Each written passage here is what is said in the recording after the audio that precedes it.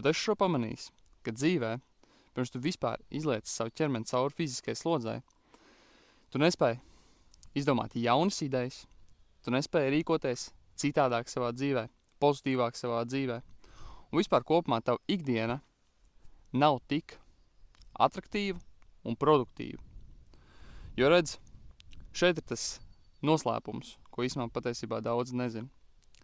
Pirms darbības tavs ķermenis ir tajā zemajā emocionālajā stāvoklī, enerģijas līmenī.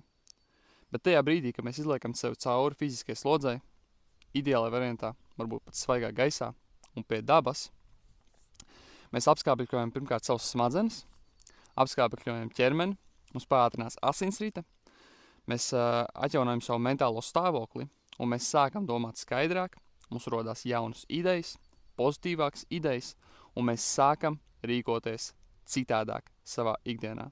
Un līdz ar ko dienas beigās mēs spējam padarīt daudz vairāk produktīvu aktivitāšu dienas laikā.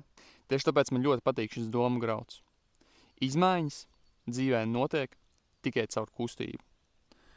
Jo tajā brīdī, kad cilvēks konstanti sēž statiskā pozīcijā vairāk stundas no vietas, un viņš cenšas izdomāt, kā uzlabot savu dzīvi, kā izlausties cauri šai depresijai, tas stāvoklis nekādā gadījumā vispār nemainīsies, ja ķermenis netiks izlikts cauri kustībai, kas būtu dažādos veidos, kā tu to varētu darīt. Tas būtu vai fiziskās aktivitātes, vai kāda veida tavs hobijs, kas arī ir fiziskā aktivitāte. Galvenais kāda veida svīšanas process, kur mums paaugstinās pulss, pātrinās asinsrite, un mums ir pieejams svaigs skābeklis. Tajā brīdī mēs sākam domāt citādāk, un mēs kopumā varam uzlabot savu dzīves kvalitāti.